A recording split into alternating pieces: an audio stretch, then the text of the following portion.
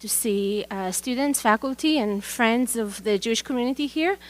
This is our Yom HaShoah commemoration event, and I am so honored to have Professor Emeritus Frank Felsenstein and Carol, his wife, here with us to tell the story of Frank's parents. I will let Provost Marie say a few things about Professor Felsenstein.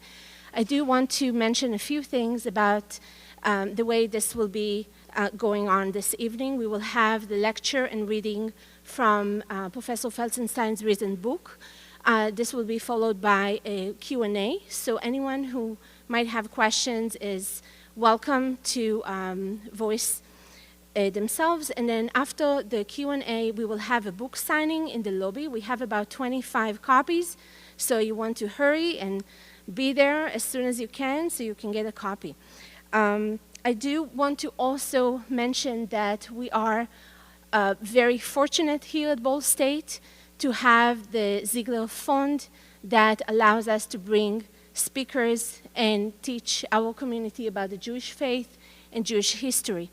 The Benjamin and Bessie Ziegler Jewish Studies program at Ball State University provides us, the community, with understanding and appreciation for Jewish history, Jewish culture, and the Jewish faith.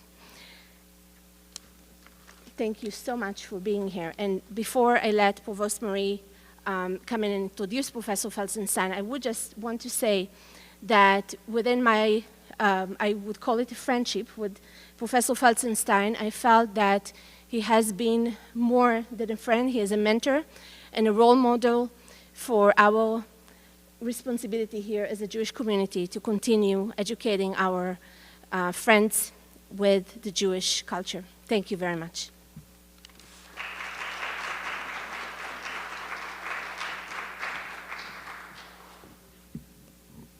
Good evening. I'm Anand Mari, Provost and Executive Vice President for Academic Affairs here at Ball State. And it is my honor to welcome you to the annual Holocaust Commemoration Lecture. In 2011, I had the good fortune to be part of an Echoes and Reflection cohort to visit Israel, which provided me with the resources and professional development necessary to develop the motivation, knowledge, and capacity required to teach the Holocaust responsibly, accurately, and effectively. Indeed, an understanding that anti-Semitism and hate can be antecedents to violence and genocide is a poignant and important lesson for all students at all grade levels. Through the study of the Holocaust, all students can grow as responsible citizens in a democratic society and develop critical thinking skills, empathy, and civic participation skills for the future. Our commemoration events are an outgrowth of the Jewish holiday of Yom HaShoah, which begins this year at sundown on April 23rd and to sundown on April 24th. Yom HaShoah began as an Israeli holiday, or more accurately, an official day of remembrance. Although secular in the sense that there are no religious obligations or prohibitions, special prayers and rituals have developed over the years, such as lighting 6 memorial candles, one for each million of the 6 million Jews who were murdered during the Holocaust. Yom HaShoah is also commemorated and observed by many Jewish communities in the United States and around the world. In fact, United Nations Resolution 60-7 designated an International Holocaust Day. The United States, the European Union, and the provinces in Canada hold their own days of remembrance. Germany refers to it as a Memorial Day for the victims of National Socialism. Croatia and the Czech Republic as a Memorial Day for the victims of the Holocaust and the prevention of crimes against humanity. Some countries honor the Holocaust victims with a day, others with a week, some with national, state-sponsored observations, and still others with moments of silence or themed civic events. One of the most poignant, and at least in name, is France's recognition, held on July 16th, of the mass arrest of over 13,000 Jews in Paris on that day in 1942. It is simply called the anniversary of the Roundup. We come together today to remember the victims who were defamed, demonized, dehumanized, and as a prologue to the justification for a genocide. We remember so that the mass murder of 6 million Jews and of 5 million non-Jews is not a matter of abstract statistics. In the words of Erwin Coulter, International Chair for the Raoul Wallenberg Center for Human Rights, Emeritus Professor of Law at McGill University, and former Minister of Justice and Attorney General of Canada, we come together today to remember and to celebrate the survivors of the Holocaust as heroes of humanity. They witnessed and endured the worst of inhumanity, but somehow found in the depths of their own humanity the courage to go on, to rebuild their lives, and to help build our communities. Among our own university's enduring values are courage, integrity, inclusiveness, social responsibility, and gratitude. So we come together tonight to remember and to pledge that never again will we be indifferent to the incitement and hate. Never again will we be silent in the face of evil. Never again will we indulge racism and anti-Semitism. Never again will we ignore the plight of the vulnerable. And never again will we be indifferent in the face of mass atrocity and impunity.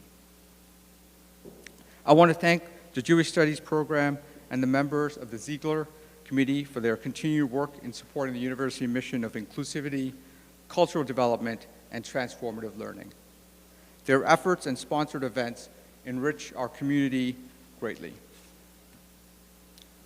We come together today to offer special thanks to them and to our guest speakers for making sure that we remember what happens when hatred becomes a way of life. Befitting a university, Ball State has chosen another means to remember. Scholarship begins with an examination of original sources, the most basic of which is our interaction with the world around us. We create scientific experiments in an effort to understand that world. We structure interviews with people to deepen our appreciation of their psychic structures, their values, their cultures. We pore over texts, review and review the visual arts, listen and listen again to the music of their voices and instruments. We often model what we believe to be an essential elements mathematically, using that more precise language to capture the essence and suggest relationships that were otherwise obscured. In each of these examples, the appropriate epistemology begins with the original source, a primary source, and we are lucky to experience such scholarship this evening. Joining Ball State after a distinguished career at Vanderbilt University, the University of Leeds, and Yeshiva College, Dr. Frank Felsenstein was the first Reed D. Voran Distinguished Professor of Humanities at Ball State, the author and editor of several books, including Anti-Semitic Stereotypes, English Trader, Indian Maid, and Tobias Smollett's Travels Through France and Italy. He was also the co-director of What Middleton Read project and co-author with Jim Connolly of What Middleton Read. Supposedly retired, Dr. Felsenstein continuing research is based on what the refugee experience of his parents in the late 1930s when they were refugees from Nazi Germany. Please join me in welcoming back to Ball State and thanking Dr. Felsenstein and his wife as he shares No Life Without You, Refugee Love Letters from the 1930s.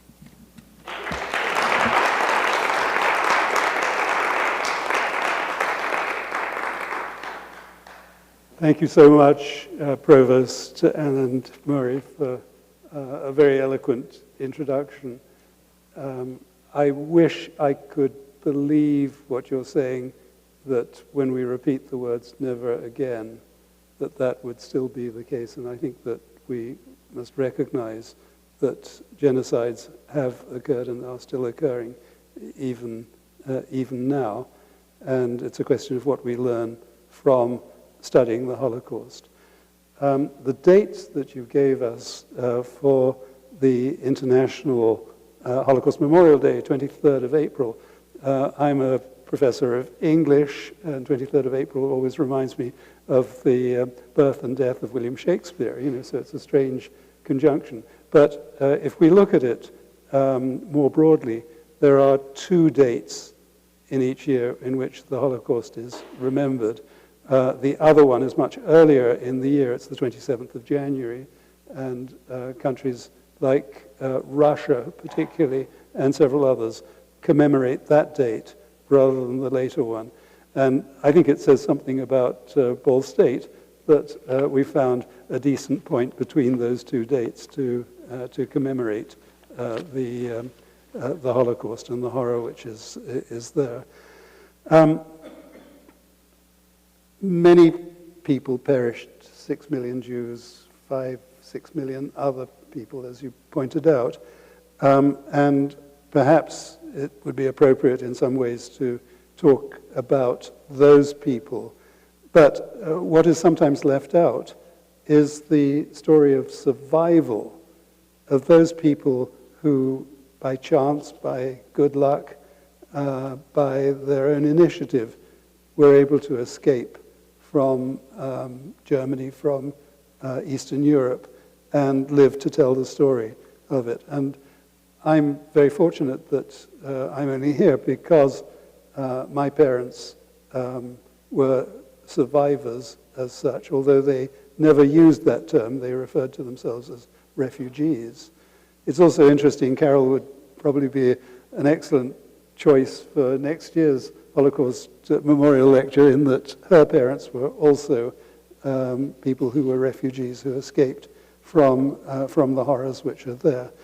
But what is sort of fairly unique about my parents is that they were separated between when they met in 1936 and the start of the war in 1939. And the only way in which they could keep in touch with one another was by correspondence. And after my parents had died, my father died quite a long time ago in 1973, my mother in 1992, I inherited this vast correspondence. And one of the things that I did at that time was to place the correspondence here in Bracken in archives and special collections. And I was supported by the then Dean of Libraries, Dr. Arthur Hefner, by Mr. John Straw, who was the curator of special collections. And in turn, I was able to involve students both in the Honors College and the English department in studying this. And one such graduate student who originally came from Germany, she translated this vast correspondence and journals into English. And I ought to mention that that would not have been possible without the help of particularly people in the archives, and through that I was able to put together, and mainly worked on it as a book after my retirement in 2017. What we have is an extraordinary love story that's given impetus by both Mopa, my father, and Vera through that correspondence. And after the defeat of Hitler in 1945, gradually there emerged stories, and then many, many stories later on, about the horrors of the concentration camps. But relatively little has been written about the day-to-day events of those people who survived. And in many respects, I think that that's something which I'm able to do through this particular book. It's a fairly lengthy volume as such, over 600 pages, and that's cutting down considerably on what was there. And it would be impossible to take the 32 separate chapters. I'd keep you here for at least a week, going through each one of these. But I thought it would be interesting to take several extracts from the letters, from the journals, and to give a sense of what it was like for Jews in Germany at that time. So there are 4 different sections that I want to look at. The first one is going to be to do with my mother's medical career. She was a finals year medical student when Hitler came to power and was thrown out of the University of Frankfurt because she was Jewish. Second part, because this is a series of love letters, I thought it would be interesting just to take sections which describe the way in which they met. And then thirdly, I thought because this is a Jewish topic, it would be interesting to see how in their correspondence they talk about the notion of raising children and raising them Jewishly. And I think in some ways, although I was born very much at the end of the war, I was born in 1944, that many of the things which they said were of value. And then finally, I'd like to just end by looking at the way in which they were reunited, literally on the day before the start of the war. So, as I say, I will read the script and my father's correspondence, and Carol very kindly will do those for my mother. I don't know how yes, if we can move on with the slides. No, this is too far forward. On the 30th of January 1933, President Hindenburg appointed Adolf Hitler as Chancellor of Germany, and with bewildering speed, a host of new laws were introduced that attacked the very presence of the Jews in Germany. In Hitler's warped view, the Jews' agenda was to enslave the Germans, and for him the only way to block that was to root them out. And once in power, he wasted no time pursuing his hate-filled agenda. So if we can, I don't know whether we can move on from there. How did Hitler's agenda of terror affect Vera, affect my mother? Her Studienbuch shows that she was first enrolled at the University of Frankfurt Medical School on the 1st of May 1929 and proceeded over the next 4 years to pass the requisite classes, but she withdrew abruptly before the beginning of the summer semester of 1933, a few months after Hitler had come to power. And on the 1st of April 1933, the new German government conducted its first nationwide boycott of Jewish businesses. Although academic rather than commercial, Frankfurt University, how are we doing for slides?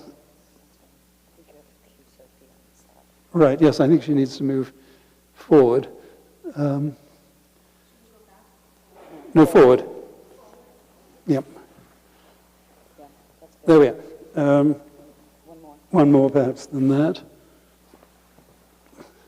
And even further than that. Yeah. Although academic rather than commercial, Frankfurt University became a prime target for the newly empowered fascists. On the day of the boycott, its main building was taken over by 80 Nazi thugs in SA uniform who enforced the prohibition by preventing Jewish students from entry and calling for the burning of books and papers deemed antagonistic to Nazi ideals. In common with many others, my mother Vera recalled the 1st of April as the initiation of the systematic victimization of the Jews by the Nazis. Her journal entries capture well the trauma of the moment as she wrestled with how to come to terms with an insufferable situation. Like many Jews in her situation, she began by being full of self-reproach in trying to account for the political change. Carol. Slide, please. From the 5th of February, 1933, from Vera's journal. Today, I want to put down my current views of life once again. because it is more than likely, with my good memory, that I will no longer remember anything about this time. On Thursday, the 2nd of February, 3 days after Hitler was made Chancellor, Helmut Winkler, a boorish medical student who prided himself on his Aryan extraction, did me a great service without knowing it. He and I were discussing the state of affairs of the Jews under the new regime. He maintained that because of constant misgivings and hesitations and lack of self-confidence, a Jew is unable to accomplish anything. That really hit me right in the middle. Is that not exactly the way I am? Is Winkler right in asserting that this exaggerated fear is exclusively a Jewish degenerative characteristic? Uncertainty. Where should I do my clinical training? Probably in surgery, at least for part of the time, but where? Where should I have them give me work as a doctor? What will become of me? Am I even able, with that small brain of mine, to finish this course of studies? Uncertainty is always something horrible. Things seemed to go Vera's way when she was assigned for her senior clinical rotation to the public ward at a prominent private hospital in Frankfurt. However, as a Jew, she was not permitted to practice her skills in the private ward. Yes, we've got that up there. When she approached a patient to ask how she was doing, the response was a vicious tirade, accusing her of being an impertinent Jewish woman. The patient called for the Nazi doctor in charge of the ward, who, after listening to her complaint, turned to Vera and pointed her out of the hospital. Her shock at this is captured through her journal in her frightened and self-blaming ruminations. From Vera's journal, the 23rd of March, 1933. So, I was thrown out, accused of having bad manners. Maybe I am really lacking an understanding of the discipline of medicine and all that has been taught to me, and I'm actually just an impertinent Jewish woman. Can that be true? I'm sure it was right that the doctor was mad if his patient actually complained to him, but to scold me in that manner and treat me like a criminal was completely unjustified. That is, the man does not even know me and might have been thinking that he was dealing with a pert and ill-mannered person. What can I say to justify myself? I simply do not know what to do.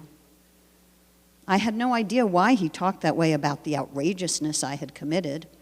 When I approached the patient, did I feel I was doing something I should not be doing? If I'd actually done that, I would have known right away what a horrible misdeed I was committing. For the first time, I feel for myself what it means to be treated as an outcast. From Vera's journal, 3rd of April, 1933. Sometimes you think that it can simply not be true. You read about the persecution of Jews in history books. Because you are a Jew, you get thrown out of your profession, judged, scorned, and you are worthless, powerless. I wonder what tomorrow will bring. If I could go to England, I have a decision to make, and it will not be easy for me to burn the bridges behind me. It would be best to go to a tropical country, preferably not Palestine, because the pure breed requirements of a Jewish state there are stranger to me than the ones being aspired to here, although it might actually be preferable to being scorned here. I wonder if I will ever finish my medical studies. This is just a very small part of a longer journal entry. Vera's journal captures the dilemmas she was facing. On the 7th of May, she embarked for London, and we should have a next slide. Yeah, okay. Despite high hopes that she'd be able to complete her final year at a British medical school, she was told she'd have to retake the equivalent of the German high school examination, and then, if accepted, face another so many years before she could qualify as a doctor. And remember, when she left Germany, she was within a few months of qualifying. It became evident that she would have to abandon her career plans in medicine and seek alternative options. By the mid-1930s, she diverted to a new career as a personnel manager at Marks & Spencer, the leading British chain store, so something quite different from what she was doing before. And like many other refugees from Nazi Germany, she had to work extremely hard to rebuild her life in a new country. Her letters and journals record that arduous and unplanned transformation, and it was enriched but also complicated by the emigration of her parents, Alice and Hermann Hirsch, who abandoned the family home in Frankfurt and followed Vera to London almost a year later in 1934. So that's just a preliminary thing before my parents knew each other. The second part that I want to look at is how Vera and Mopa met in Leipzig, so back in Germany, in January 1936. In the autumn of 1935, more than a year after they left Germany, the Hirsch family hosted a visit to London by Annelie Freimann, a distant cousin whose home was in Leipzig. Despite being Jewish, Annelie had not been expelled from Leipzig University, where she was enrolled as a dental student. She told of one particular professor who dared to speak out in the classroom against the new regime, and how she had witnessed his physical removal by Nazi thugs, adding that the poor man was never heard of or seen again. On her departure, Annelie asked Vera to visit her in Leipzig, and when she raised with her own mother the idea of visiting Annelie in Leipzig, she inevitably received a howlingly negative response. With some justification, my grandmother lectured to her on the foolishness of returning to Nazi Germany and the risks that that incurred. Vera was perhaps lulled into a false sense of security by reports that things were really not that bad. Indeed, during the latter part of 1935 and into 1936, with preparations well advanced for the upcoming Olympic Games, the Nazi regime temporarily relaxed its more virulent displays of anti-Semitism. In retrospect, if there was a brief moment in time to revisit Germany, it was then. When toward the start of the fourth week of January, Vera left London for Leipzig, the parting maternal exhortation that she received was at all costs not to become romantically involved with anyone there. And given the fluctuating political situation, above all, not to become involved with a man of the Jewish faith. So let's pick up Vera's journal from a little bit before she left, 23rd of August, 1935. I want to apply myself completely to my new job, avoid no effort, and always keep mentally active with a goal in mind. I want to attempt to build up my position here. Currently, every day I go to work at 7 in the morning, and I return home in the evenings. And I work at home helping my mother until about 10 or 10:30, and then I'm more than exhausted. I don't get out of the house at all. I don't see anyone else. I have no admirer or boyfriend. Why am I so uptight? My heart is seemingly forced to be at a standstill. I have no friends, no lovers or suitors, and it must be my fault. I need a boyfriend. I mean a lover. But as much as I could actually fall in love, I could also receive just as much pain. I don't really want to be reeling from pain like that anymore. I want to try my best to find a new man with whom I might begin a relationship. I want to reveal little to him, if anything, of what I do. I want to be coy, and if I like someone, I want to flirt, laugh, dance, and be generally lighthearted. I want to amuse a man who I might, for example, ask if he likes it when someone wears makeup, or if he thinks it is right for a woman to go to work. I've always believed and hoped that at 25 years I might find myself a man whom I could marry. If I find someone I like, I want to challenge him. And now another journal entry from the 21st of January, 1936. Tomorrow, I will travel to Leipzig for my vacation. Despite her opposition, my sweet mother helped to make the arrangements for me. To be completely honest, I'm a bit worried today about this trip to Germany, but I wouldn't say this to anyone. I am excited about being in such a different environment, the general conditions in Germany, and I look forward to changing and leaving my everyday life for a while. It will be interesting to see how the old ways have changed in just 2.5 years. Isn't it interesting that my mother kept a journal in this way? She was in Frankfurt, which is the same city as a younger person, Anne Frank, also kept a journal a little bit later on. But there's so much that's revealing and very personal. On Wednesday, the 22nd of January, again, 1936, Vera traveled to Germany for the first time since 1933, planning to return home to London at the end of the weekend. Restrictions on Jewish life already made it hard for Jews to congregate in public places in Germany. And so on Friday evening of the 24th of January, Annelie opted to invite some of them to a bridge soiree at her home. Vera had only rarely played bridge, and so was a little concerned that her presence would be supernumerary. When Annelie's friends arrived and the bridge fours sat down at their separate tables, Vera found herself placed next to a tall, debonair, well-spoken man with fine features, a light complexion, and curly blonde hair. One of the first things that she noticed about him was the peculiar manner with which he held his cards, denoting that he too was less than familiar with the intricacies of bridge. That turned out to be so, and in a comparatively short time, they withdrew from the game and engaged between themselves in animated conversation.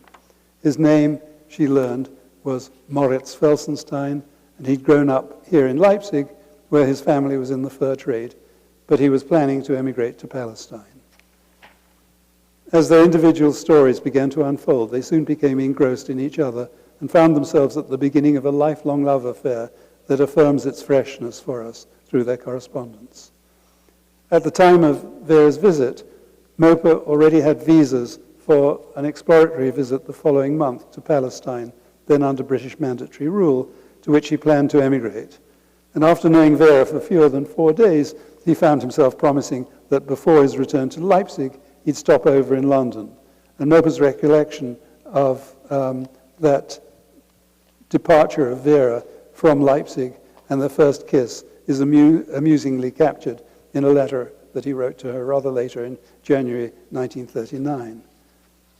Moper writes, "It's been 3 years now since I stole a kiss from you at the train station. A kiss I have returned to you 1,000-fold without giving that first one back. Its taste, which was so good, still lies sweetly on my lips and was the beginning of my happiness. Can anyone wish for anything more beautiful? How wonderful it would be to spend those days with my sweetheart once again. I think I'd go to a train station with you just to steal another such kiss." Do you remember how hard Annelie was trying to be discreet and showed an enormous interest in other acquaintances who were leaving at the same time? That hussy had realized what was going on and wanted to be an unintentional matchmaker so badly. And that was terribly nice of her, don't you agree? The advancement of their relationship now depended upon correspondence, and it's the massive archive of approximately 1,000 letters supplemented by Vera's private journals that make up the body of this book, No Life Without You. So the next thing, so that's talking about when they first met. The third thing that I wanted to give prominence to is the question of raising children and raising them Jewishly.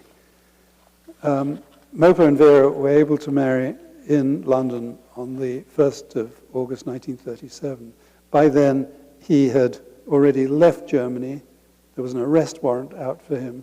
He was in the Soviet Union. He could not return to Germany. He was able to get to London, and they married. But he was not given permission to settle in Britain and had to return to the Soviet Union. So it was a backwards and forwards for him between the time they married and the start of the war. And even before they were to become man and wife, when he was still in Leipzig, Moper indicated to Vera his strong belief in the importance of instilling Jewish values in one's children from an early age. And I should mention that she came from a very assimilated background, and he came from a rather orthodox one, although he'd broken with orthodoxy following the First World War. Moper to Vera, Leipzig, 21st of May, 1937. Today is another Friday evening. Over lunch, a lady who'd never wanted to know anything about being a Jew before and raised her boys accordingly told me how she now celebrates the Friday evenings and the Seder evenings and how her children have to attend the Jewish school and have to learn about all the traditions, encourage her. She's found real joy in it, just like her husband. There was actual love in her voice and a great willingness to understand. So I was really happy about listening to her, thinking of you, because I know that you will be just as understanding when such questions relating to the upbringing of children will become acute. Let's move to Vera's journal. So she's by herself in Britain, or at least she's with her parents, but he is away in the Soviet Union. Journal entry from the 21st of August, 1938. It seems to have been a long time since I wrote anything here the last time. The reason for that is not a lack of experiences, but simply the fact that my beloved man spent most of the year separated from me, and even now he is still gone, and I already wrote down everything that worried me when I wrote to him every day. There is something bothering me, something I want to come to terms with for myself, for the time being anyway. Both of us would like to have a child. I am 28 and a half years old. So what is keeping us from fulfilling our wish? What to do? And on top of that, you want to bring a human being into a world that is full of hatred, strife, and spitefulness? No, I'm allowed to do it anyway. Even while I'm writing all of this down, my thoughts are clearing and I realize I can bring one child into this world for us. We need it.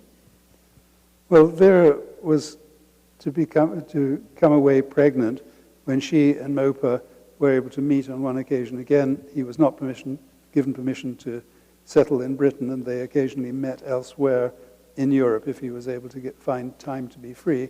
And on one occasion, they were able to meet in the south of France. When Vera returned to London, she found she was pregnant. By then, Mopa had left Leipzig permanently, moving to the Soviet Union in the spring of 1937, where he was welcomed as a foreign buyer in the fur trade. And their sporadic visits to each other were sometimes in England, to which he was given permission to make no more than 2 short visits per year, or in friendly countries in Western Europe, such as their meeting in the south of France. Mopa to Vera, 15th of January, 1939. My most beloved one is 29 years old now, and will be a grown little mother by the time her next birthday comes round. So he's thinking of the fact that he's about to become a father. I'd so like to take away some of the burden the little product is causing you in the true sense of the word. But nothing can be changed in the arrangement that the better part of creation, the ladies, have to deal with that by themselves. Vera to Mopa, London, 19th of January, 1939. I wish you were right with your prophecy that the Nazi reign has lasted long enough already and is facing its end. But unfortunately, I do not believe that to be the case yet. But to the contrary, I am afraid, very afraid, that it will take root more deeply and extend its reach.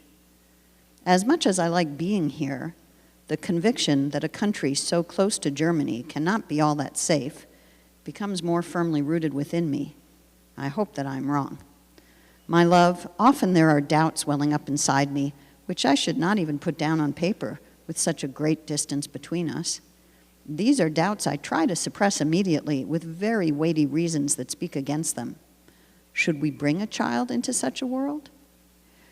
I no longer think that, and as I said, it's very wrong to write something like that to my beloved who is so many miles away from me, and by the time he receives these lines, I can no longer understand why I ever thought that way. Because I know that our child will hopefully allay all and any doubts within me, and will probably add a new and so far unknown answer to the question, what for both our lives? Vera, journal entry, 22nd of January, 1939, so 3 days later. I wonder if other expectant mothers have strong motherly feelings for their child before it is born, and if I might just be egotistical and not normal. And despite all the rational arguments that keep telling me again and again how important it is not to be childless, I'm often afraid to have to go through childbirth in a time that looks so forbidding, and to be no longer master of my own body. However, with my marriage, when I entered into it, did not pure rational arguments play a large role?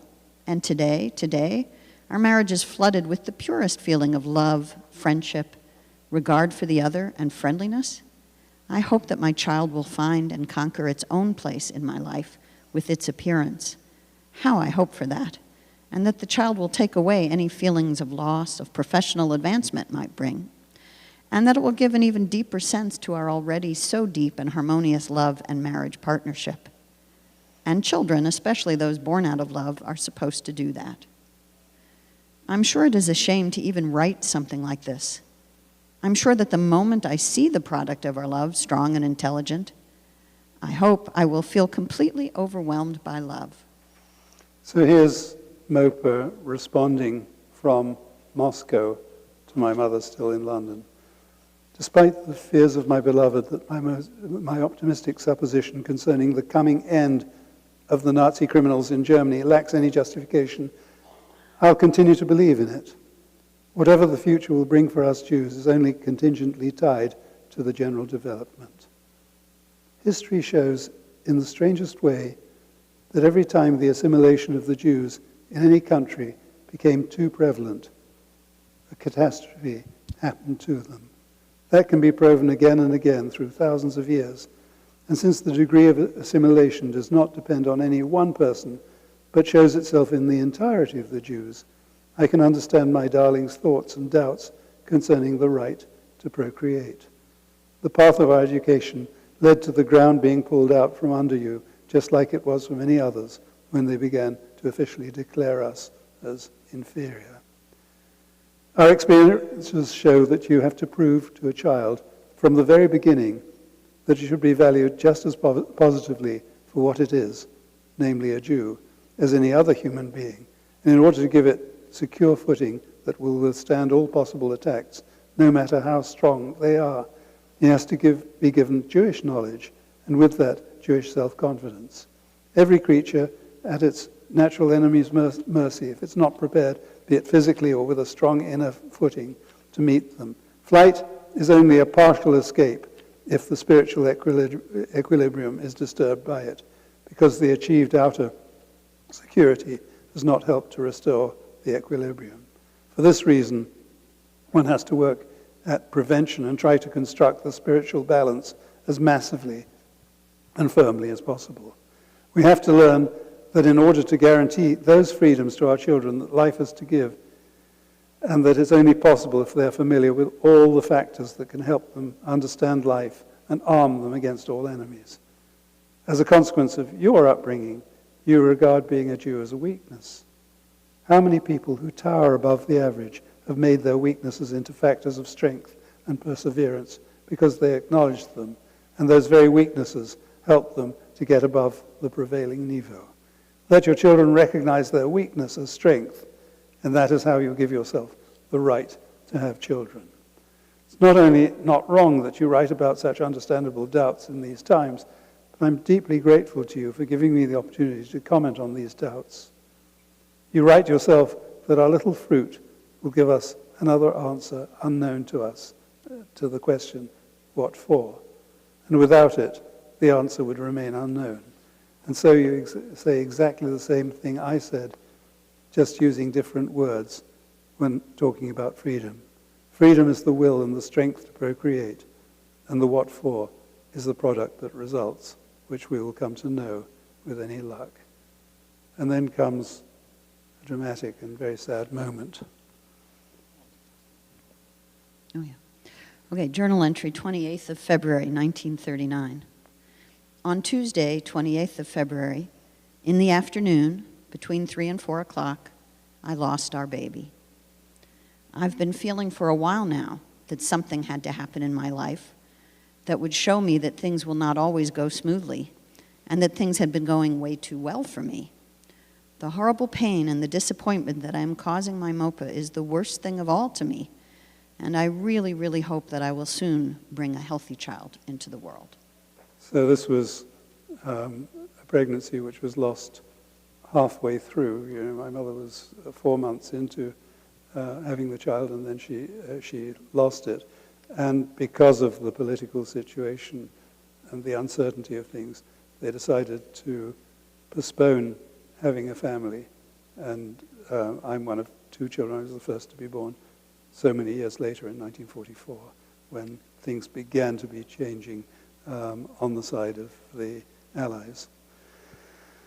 So a large part of that is the very personal side of the intimacy, the relationship, the sadness, obviously, of losing that child. And my father, who was in the Soviet Union, came back as soon as he could for a short visit to try and bolster her. I want to just take a final section, fourth part of the book, to take us to August 1939.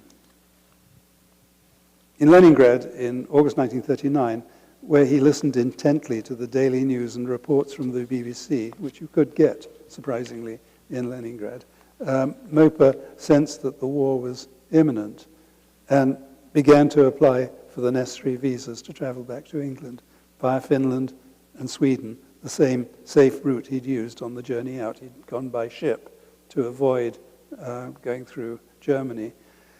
And so he applied for visas, and unfortunately the Finnish and Swedish consulates in Moscow, to which he applied, showed little readiness at a time of crisis to reissue transit visas to a person only carrying stateless papers. The Germans had removed his passport, and he was traveling on stateless papers that were issued by the British. And Vera's rising fears for her husband are evident in her letters from that time. Mopa's application for an exit visa from the Soviet Union was lodged on the 15th of August. In the past, the visa would have been issued by return, but during this time of heightened international tension, he was obliged to wait for almost 2 nerve-wracking weeks before its issuance. On the 25th of August, he had permission to leave Leningrad for Moscow. He had to get permission for that. 2 days before that, the Soviet-German non-aggression pact had been signed by Molotov and Ribbentrop in Moscow, removing the last hurdle to a Nazi assault on Poland. On the very day of his departure from Leningrad, the Anglo-Polish alliance, by which Britain undertook to come to Poland's aid should Hitler invade that country, was ratified. And in Moscow, despite personal pleas, the Finnish and Swedish consulates continued to refuse Mopa the required transit visas. So here is Mopa writing on the 3rd of August 1939. The person that he was working for was a Parisian Jew called Shapiro. I've not heard anything further from Shapiro, and I'm completely convinced of his anger over our wish to have a life together. I've come to the firm decision not to sign a new contract with that guy, or rather not renew it. I'm sure it'll not be easy for him to find a new man in Leningrad, but that is his problem. I'm following the news from around the world with great eagerness, and I hope with all my heart that reason will win and that peace will be preserved. It's been 25 years since the insanity began in 1914, and we should hope with all our strength that those people who had to be part of it back then have had enough influence on the young and their lust for adventure, who think that war is an enjoyable departure from the constraints of the mundane. Move to Vera's journal again, 19th of August, 1939. This morning, I received a telegram from my beloved telling me that he will not be able to come back now as planned, but he hopes that he will be back around the end of the month. I'm disappointed and sad, and I've had enough of this miserable separation. The next time, I will either travel with him or Mopaline will have to try to find something else. First of all, I will go to the Home Office with him in order to get all conditions canceled. And then, even if it means a smaller income, we will look around here for something. This is no life.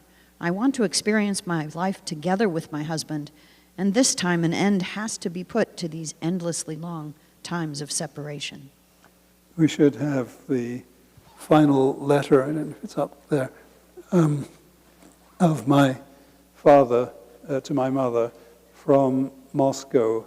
This is the 27th of August, 1939. The letter, you can see that part of it is missing there at the top. And that is because my grandfather, whom I never met, he died before I was born, collected stamps. So he pulled away the stamps, and luckily the text itself is still there. I am leaving tomorrow morning. There are no words for my joy in being able to take my adorable, sweetest little witch into my arms again in just a few days, and to find compensation for the difficult, unbearable time of separation in our caresses. There are very few things I know for sure, but I am absolutely certain of one thing. I love you with all my ability to love, with all my heart, with my entire soul, and with every drop of blood I have in me. And I am my Lingelangen's Mopa. Well, after waiting a further day and failing to secure a direct connection, because many flights, the war was imminent and flights were cancelled left, right, and center, but the flight that Mopa eventually took was from Moscow, not to London, but because those flights had been cancelled, but to Brussels. And if anybody looks at a map and you see where Moscow is and you see where Brussels is, you have to fly over Germany, and the nearest city that you pass over is Berlin. His itinerary would allow him to change planes in Brussels and then fly on to the London airport, which was in Croydon at that time. And Vera's fears, expressed so often about flying over Germany, turned out to be far from illusory. Shortly after entering German airspace, the pilot received a radio warning because of poor visibility. He might not be able to bring the plane into Brussels. He announced to his passengers that should that be the case, he'd instead take temporary shelter by landing in Berlin, which was directly below their flight path. Had they stopped in Berlin, Mopa, against whom there was, as I say, a long-standing arrest warrant, would have been taken off the plane and never seen again. I would not be here to tell you this story. Fortunately, the pilot received a further radio signal that it was safe to continue the flight, and he was able to touch down in Brussels. However, despite the sheer relief of getting out of the Soviet Union and successfully overflying Nazi Germany, Mopa was not yet fully in the clear. He learned at Brussels that because of the international situation, many flights had been cancelled, including his connection to Croydon. At least from Brussels, he could now be in telephone contact with his very relieved wife, though it remained indeterminate when and how he'd be able to return to England. Following another day of uncertainty, he found himself free to travel to the coast and made the sea voyage across the English Channel to Dover, arriving on the night of the 31st of August. After his documents were scrutinized by immigration officers, provisional entry was granted, and he was able to fall into the arms of his loving wife, who traveled to the port in order to welcome him home.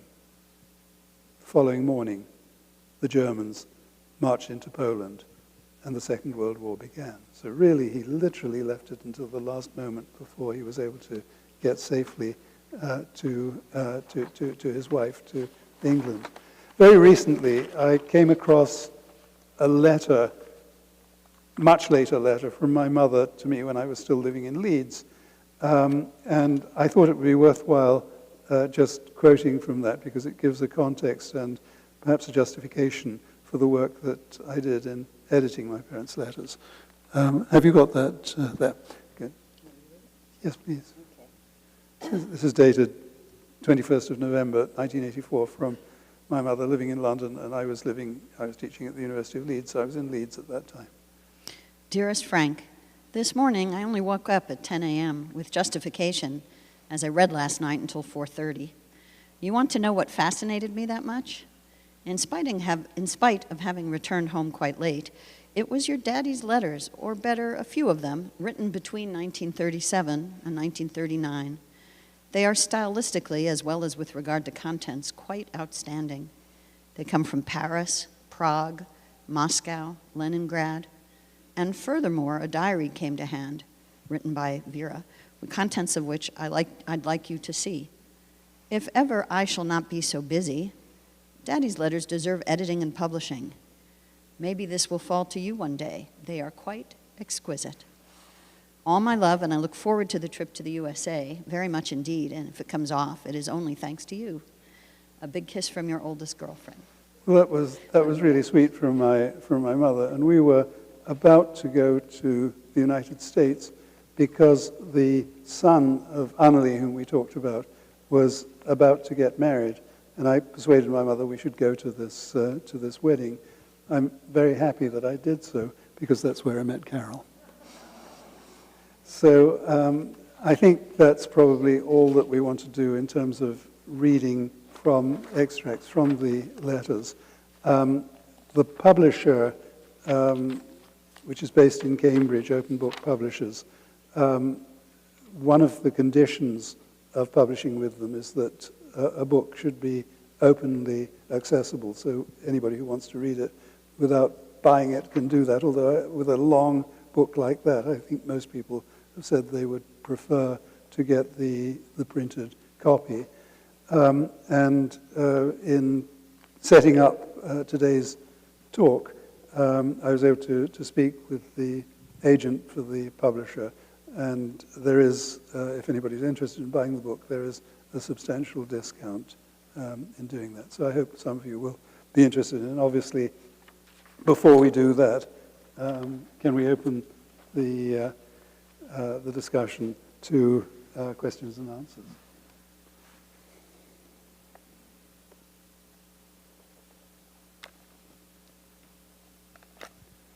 So I think that Galit is going to come along with the mic so that we can hear the questions. Thank you very much for this fascinating story. I will turn this to anyone who wishes to ask any questions. I think there's a lady over here who's asking. It's a very strange thing because in the stage, you can see us, but it's rather dim. We can hardly see you. When did you begin the process of editing these papers, the letters? When did I begin? Well, I inherited those after my mother passed away, and I thought because they had a Russian content to it, the University of Leeds, where I taught, had a Russian archive. And so the letters and journals were totally unsorted. And so I placed them on temporary loan in the Brotherson Library in Leeds. Had a couple of scholars who sorted out the papers, did a great job of doing that. And then in 1998, Carol's work was taking her to the United States. We had family reasons why we wanted to move. So I retired early from my position at Leeds. And I thought, if I leave those papers there, I'm never going to work on them. So I retrieved them and brought them to the United States. And then eventually, when I received the Voran Professorship here, it seemed to me sensible to place the papers in the Bracken archives. And it was from there that I was able to work on the thing. But I think it required a little bit more time and retirement in order to be able to create this as a book, because if I included everything, it would be about 3 times as long as this book actually is. So there are many things which I left out. There's some very interesting things about my mother's work at Marks and Spencer, and the notion of being a personnel manager and what that meant, things of that kind, which are of interest, but I think are of peripheral interest when it comes to talking about the relationship, the love story between my mother and my father. Right, but can I just say, I remember you having a first, Frank worked on it very intermittently because of his other responsibilities, including working on What Middletown Read and so on. But I remember you had a first draft around 2010. Yes, right? I and think you'd had a sabbatical term, I think, and I think that was around the time that you'd prepared a very first draft, but and then he put it aside for a couple of years, and then he came back to it, mostly in retirement. Yes, and that was primarily the introductory material, and then the actual choice of text came primarily following retirement. Hello, Frank, Carol, how are you? Over here, it's Jim.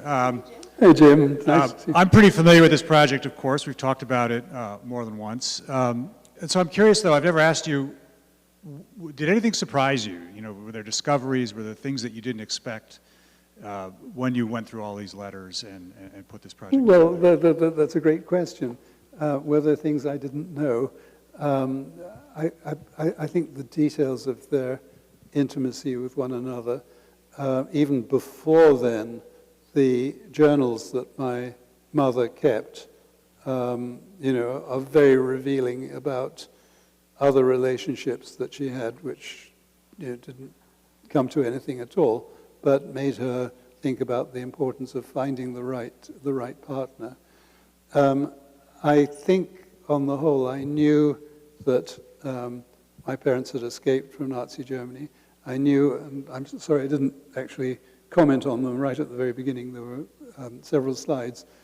My mother had an older sister who was severely disabled, mentally disabled, and they were unable to bring her out of Germany.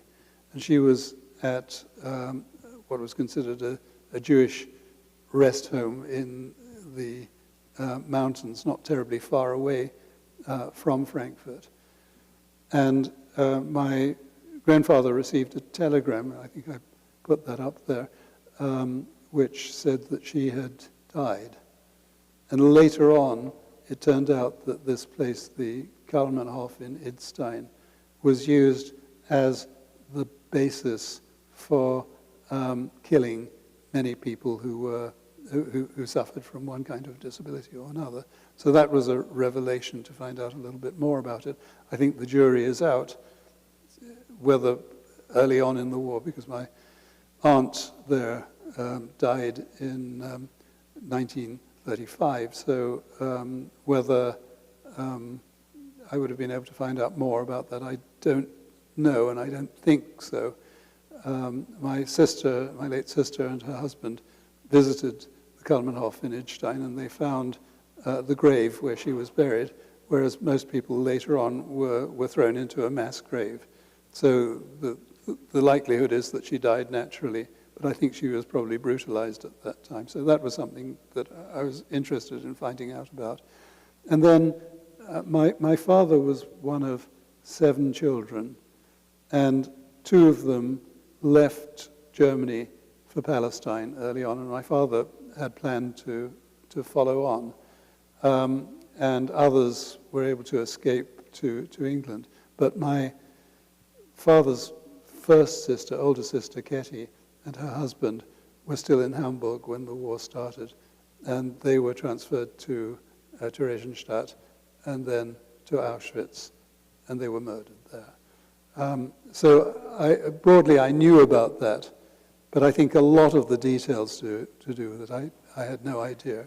So it was a complete revelation reading these letters, and as my translator Hiltrud Janting was working on them, each time I got a new section, and there was a new revelation for me of one kind or another. So thank you for that question.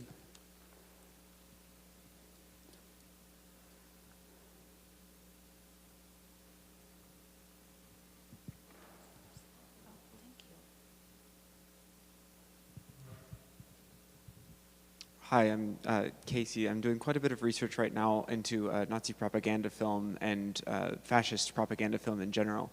Do any of the letters mention the specific, or anything specific with propaganda that they were forced to watch, forced to maybe be a part of, any sort of that? So I'm sorry, I couldn't quite get the question you... I'll repeat it. So what the gentleman said is he's doing research into propaganda, and he wanted to know whether there's anything in your parents' correspondence, I should be using this, relating to propaganda they might have been required to watch films or what have you. Yes, I think to a certain extent that is true. And I think when one looks at the whole archive, there are many documents that were issued at that time, and which I think will eventually be digitized, which talk about the restrictions which were imposed on Jews really from day one after Hitler came to power. So it's things of that kind, I think, which are preserved in the archive. And I think that the notion is that these papers will eventually be digitized and widely available. Any other questions? Okay. So I'm interested in the fact that you observed at the beginning that there are not many accounts of, thank you. You observe at the beginning that there are not many accounts of refugees or people who survived. And I think it's an amazing testament to your parents, maybe your mother, that she saved all of these letters. So I'm curious if you are aware of kind of other accounts like this, how often people did save letters or whether they were caught in censors and never made it to people. And I'm also wondering if your mother ever had second thoughts about this. I'm thinking about my own mother, who's only about 5 or 6 years younger than you, who recently informed me, as somebody who's trained in history, that she threw out all the letters between her and my father, which would have been a really interesting account. She went to Wellesley and they had an interesting meeting and stuff, kind of from the 1950s. So I was like, Mom, I can't believe you did that. She's like, but these were very personal letters. I didn't want anyone else to look at them. So that's kind of a two-part question. One is your awareness about the broader saving of letters like this. And just secondly, obviously these are of tremendous historical interest, but I wonder if your mother ever had second thoughts about making these available to you and the world. Well, I think I quoted from that letter which she wrote to me, and it seems to me that that was just one example of encouragement to publish these letters at some stage. I mean, she was very modest about her own level of writing, but she was a very adept correspondent as well. So I think there was strength on both sides. And yes, I do think that happened again and again. People said, "Oh, well, these are things which don't deserve keeping, or they're too personal, and therefore, we should destroy them." And there are some very intimate things which are there in these letters. And so I was in two minds, but I did have that assurance from my mother. My father, I don't think I entered into that precise conversation with him, but she was confident that these letters should be preserved. And as you saw from that letter, that they should be published. One of the difficulties that I had was that I only had one side of the correspondence whilst my father was in Leipzig, because my mother wrote to him in Leipzig, and then he left for the Soviet Union thinking that he would be returning briefly to Leipzig. He left her letters to him there. And unfortunately, he was denounced at that time on very frivolous charges, and a cousin of his got a message through to him: "You cannot come back to Germany. You will be arrested as soon as you arrive." So he never went back to Germany. He never went back to Leipzig. And those letters, I think it's very doubtful that they will have survived. I don't know how they would have survived. It is interesting that the city of Leipzig has asked us to go there and talk about that aspect, the Leipzig part of the story, which we'll be doing sometime in June. So yes, I mean, I think that there, it's just by chance, by luck, by the fact that the crazy son is interested in things of that kind, that has put this book together. I hope that answers at least part of your question.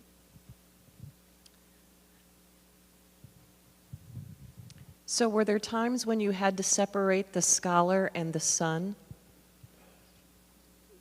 When you had to Separate the scholar and the son.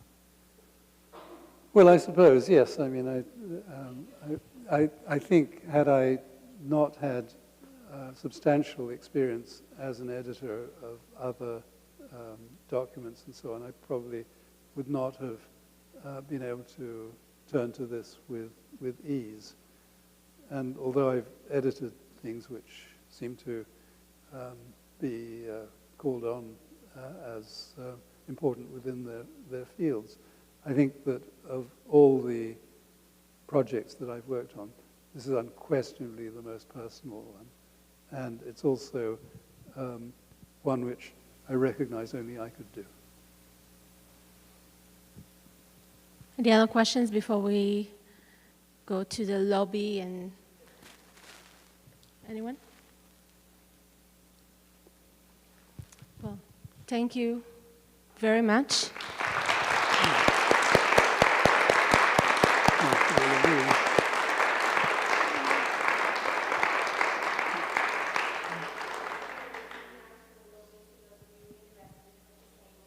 Any books will be, these will be available there. Thank you. And can I say, engage in personal conversation if you so wish. I mean, that would be interesting to do as well. Thank you very much. Yes, I do.